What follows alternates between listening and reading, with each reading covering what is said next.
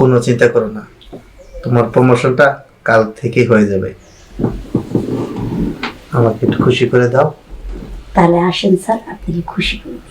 ঠিক আছে, তোমার এগুলো দেখে আমি আর আমার লোভ সামলাতে পারতেছি না, মন চাইতেছে সব চেটে পুটে খেয়ে ফেলি। স্যার আসতে পারি? হ্যাঁ আসো। স্যার, এই ফাইলে একটা ছোট্ট একটা সিগনেচার প্রয়োজন। শ্রমিকের বেতন আর কি আছে তো তাই। আচ্ছা,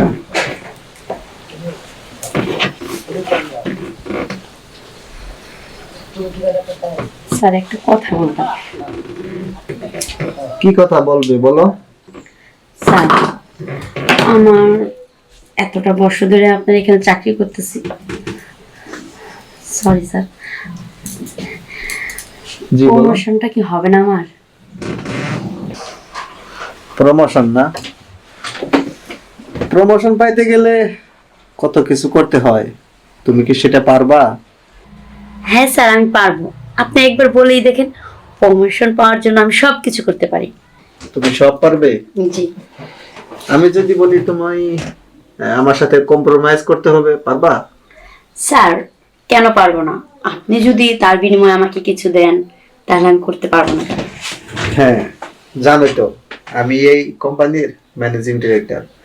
আমি যা বলি মালিক কিন্তু তাই শোনে। অতএব আমিও চাই আপনার কথা শুনতে। ঠিক আছে। স্যার টাকা তো অবশ্যই। স্যার একটা চাই লাগবে স্যার, আর পরে আসছে স্যার। নজরুল সাহেব এদিকে আসুন। স্যার, ওই দক্ষিণ খানের প্রজেক্টের কাজটা শুরু হয়েছে, ইট বালি সিমেন্ট আসছে, ভাউচারটা সই করে দেন। আচ্ছা নজরুল সাহেব, জি স্যার। এটা কি করেছেন? আমি আপনাকে বলেছি ওইখানে 20 গাড়ি ইট যাওয়ার কথা ছিল, জি আপনি সেখানে 15 গাড়ি দিয়েছেন কেন? স্যার, আর 5 গাড়ি আসবে, ইট বের হয় নাই, হ্যাঁ, ইটটা যেন ফার্স্ট ক্লাস হয়। যার কারণে তো নেয়নি স্যার, 2 নাম্বার ছিল নেয়নি। আর ওই সজীবের বিষয়টা কি করলেন? ও যে 30,000 টাকা চাঁদা চাইছিল, সেটা কি করছেন? স্যার, উনিরা আর কোনোদিন চাঁদার জন্য আসবে না, ওদের মুখ বন্ধ করে দিয়েছি। আমি কিন্তু আমার প্রজেক্টে কোনো চাঁদা দিতে পারবো না। হ্যাঁ, জি স্যার। প্রয়োজনে ওদের বিরুদ্ধে আইনত যে ব্যবস্থাগুলো নেওয়া দরকার আপনি তাই নেবেন। স্যার, আপনাকে না জানিয়ে আমি একটা কাজ করে ফেলেছি। কি? ওদের নামে অলরেডি আমি মামলা দিয়ে দিয়েছি।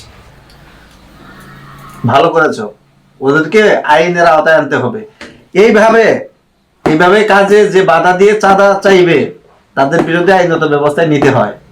আর ওরা যদি কোনো বার্গেনিং করে তাহলে আমাকে জানাইবে। অবশ্যই স্যার।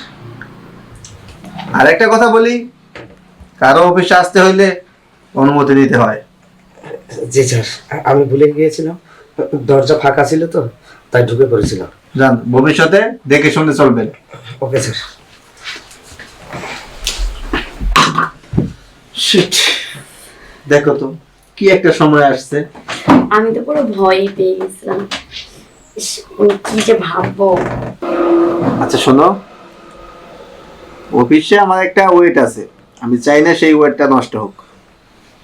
এখানে কিছু না করি, তুমি যেহেতু রাজি আছো তাহলে তুমি কি পারবে সন্ধ্যা 5টায় আমার বাংলা বাড়িতে আসতে? হ্যাঁ পারবো। আমি তো যতটুকু শুনেছি তোমার নাকি স্বামীও আছে।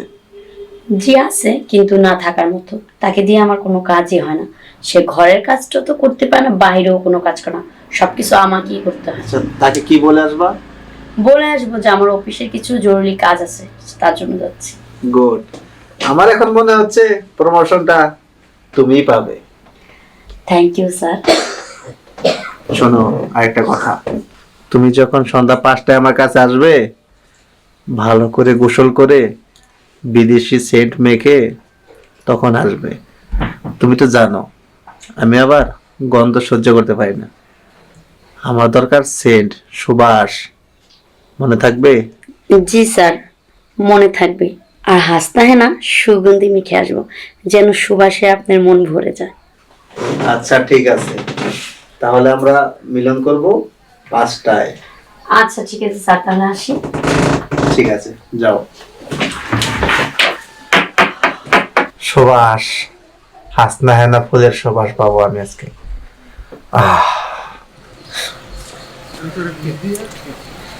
দাঁড়া, সামনে আয়। কেন? কিরে, তোর পিছনে আমি এতদিন ধরে ঘুরি, তুই আমাকে পাত্তাই দিস না। বলিস আমি নাকি সত্যি সাবিত্রী। আজকে তো দেখলাম বসের সাথে, ছি, কি রঙ্গনীলা খেলা। আমি যদি না ঢুকে পড়তাম তাহলে তো কাজ হয়েই যেত। কি কাজ হয়ে যেত? এই কাজটা যদি হয়ে যেত তাও ভালো হতো। স্যার আমাকে দেবে আর তুই আমাকে কি দিবি? কিছুই না। শোন, তোর স্যারের চাইতে না আমার হাতও লম্বা কম না। তুই কেমনে এই অফিসে চাকরি করস সেটাও আমি দেখে নেব।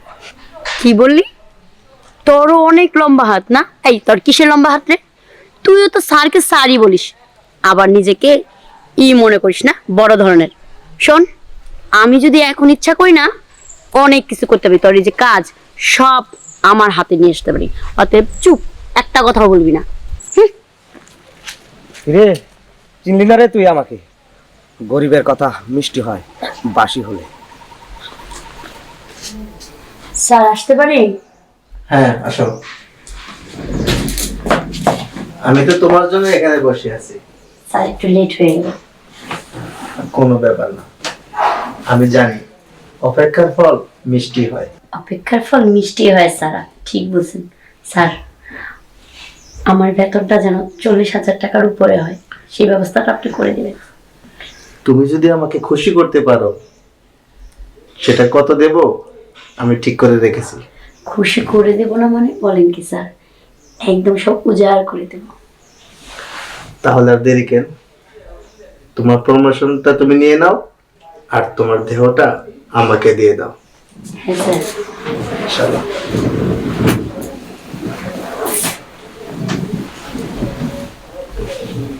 প্রমোশন তোমাকে পাইয়ে দেবো, কোনো চিন্তা করো না। তোমার প্রমোশনটা কাল থেকেই হয়ে যাবে। আমাকে একটু খুশি করে দাও। তাহলে আসেন স্যার, আপনাকে খুশি করব।